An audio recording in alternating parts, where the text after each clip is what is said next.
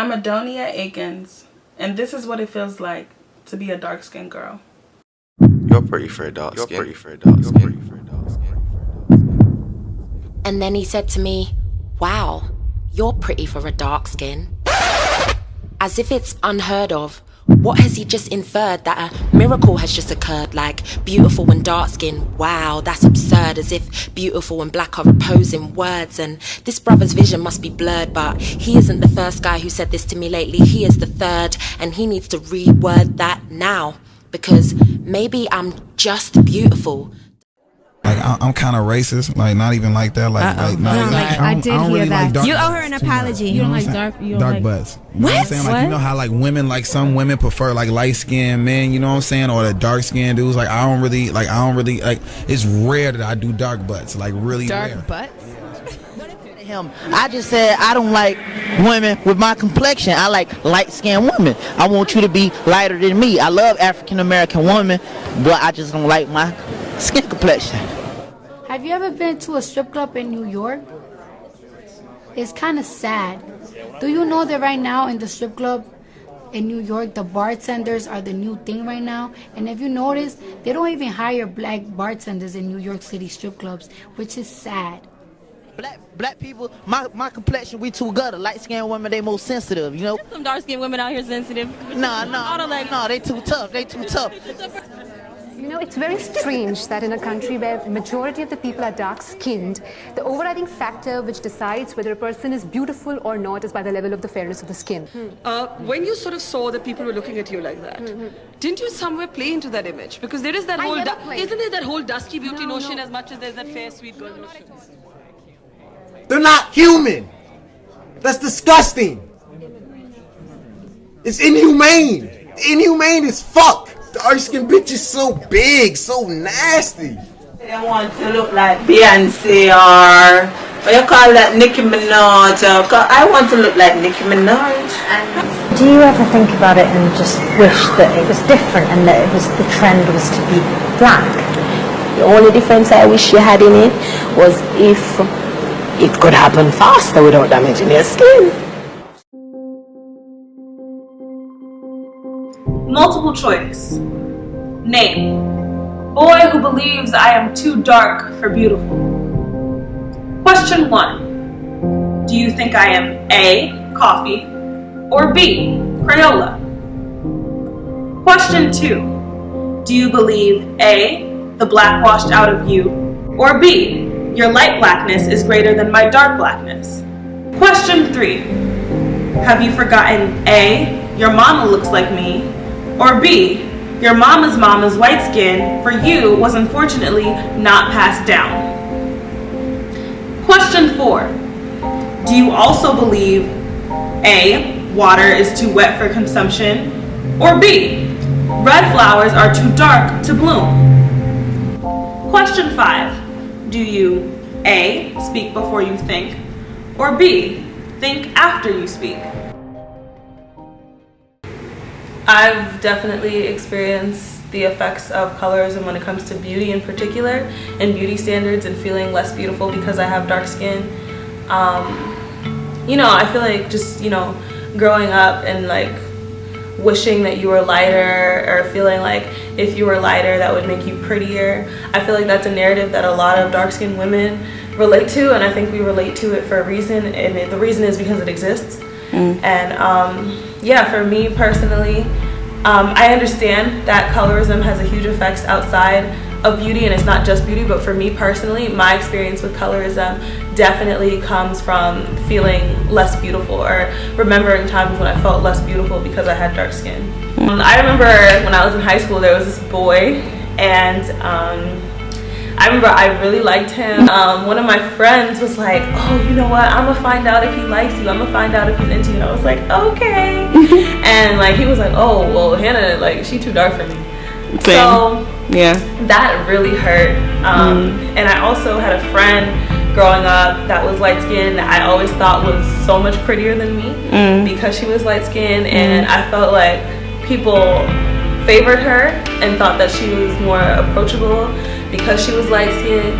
And so just stories like that just kind of reinforced to me that colorism is real, and I think a lot of people deny that colorism is real because people be like, oh no, like we all black, like we all, you know, to white people we're all black, but like there are a lot of things that for me disprove that. They used to make fun of me, like make fun of me. It was a group of guys, like they were ignorant as fuck, like it was that bad, like you know, they call me Blackie, Midnight.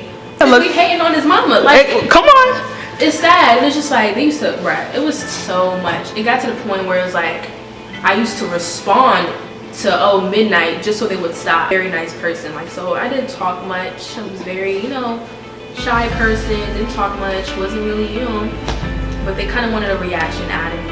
And it got to the point where it's like I wanted to start bleaching. Like I told my mom, well, I didn't really tell my mom, but I was, you know, I was like, can I use your cream? And she was like, for what, you know? And I was like, oh, you know, I don't want to be dark skinned. Like, I didn't go outside. Like, I was a homebody. Because of the bullying. And it was like, I didn't want to be in the sun. I didn't want to get too dark. Like, it was bad. And then, you know, finally, I was just like, you know, this has to stop type shit. Like, you know, so I would ignore them. They would still do it. And then finally, I'm going to say, probably before freshman year. Okay. Yeah, so I got into, you know, Justine Skye and Bria Mao, you know, going through their social medias, and I, you know, they're dark-skinned women too. And I saw, you know, how, you know, they love their skin, like, you know, they embrace their skin, you know, they had pictures that, you know, they look very dark. And I'm just like, oh wow, like, I want that confidence too. Like, you know, why can't I be that confident? And so, yeah, like I was just like, you know what, I'm gonna start loving myself. Story would be, I don't want to say I hated my skin, but it was a point where I didn't like my skin. Just because necessarily I was kind of bullied. Like before I started wearing makeup, people would be like, oh, her black eyes, you know, like stuff like that. People talk about you behind their back, and you kind of hear it, but you don't want to say anything when you're younger.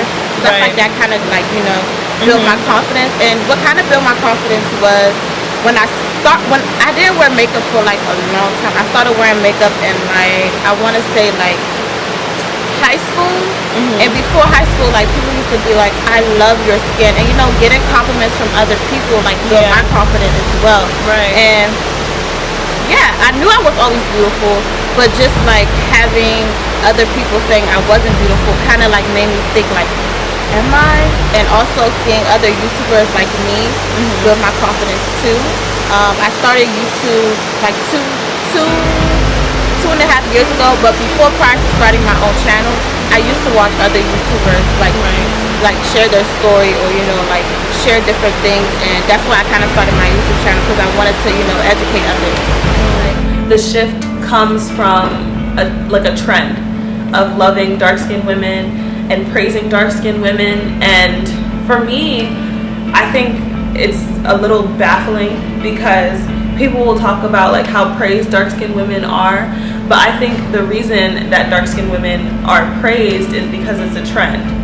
Like people be like, oh, people praise dark-skinned women more than they praise light-skinned women now, but it's like because praising light-skinned women was the norm for so long. And the fact that you can even say people praise dark-skinned women more than they praise light-skinned women now just reinforces the fact that you feel like you have to praise dark-skinned women because you know subconsciously that that's not the norm. It does a disservice to not recognize that there are differences in terms of treatment when you know, take into consideration skin tones. I agree. I think a lot of the praise does stay on social media. And I think a lot of the dark-skinned women that are praised on social media, for a lot of people, they all look either the same or very similar. Have flawless skin. They either have like long straight hair or long like loose curled hair. Yeah, they have the wonderful snatched body. But the reality is like most people don't look like that. I feel like that's why that praise for a lot of people stays on social media, and people can say that they, you know, prefer dark-skinned women. I hate to use the word prefer because like for people, but a lot of the time that stays on social media because most people don't look like that. Let me start by saying that a lot has changed as far as colorism and being a dark-skinned girl, or the effects of being a dark-skinned girl, or the stuff that we encounter. But the thing is, I don't know if I can say that change is the right word, because it may seem like a lot has changed, but in reality, don't get me wrong, a lot of stuff has, you know, evolved, but a lot of stuff is masked. I guess the first time I realized that being a dark-skinned girl or being a darker shade affected me was in elementary school. In elementary school, I had a crush on this one boy, and I feel like a lot of dark-skinned girls or people of color can actually relate to this. I had a crush on this one boy, and it was elementary school, so that was like forever ago. And I really, really liked this boy. It was my first crush. And I remember him telling me, oh, I don't like you, and I thought it was something wrong with me. He had told me that I was just too black. I was like, oh, you're too black, like you're really dark. And that back then really affected me, and it made me feel like something was wrong with being dark. I'm Nigerian, you guys know this. Being around a lot of aunties that embraced the culture of bleaching really affected me. It made me feel like there's something wrong with my skin. And to see aunties and people that I hold dear to me really think the same made me, or had an impact on the effect, or had an impact on how I viewed myself and how I viewed my skin color and how I viewed the connotations that came with such. To movies, when it came to shows, when it came to sitcoms, all of those such.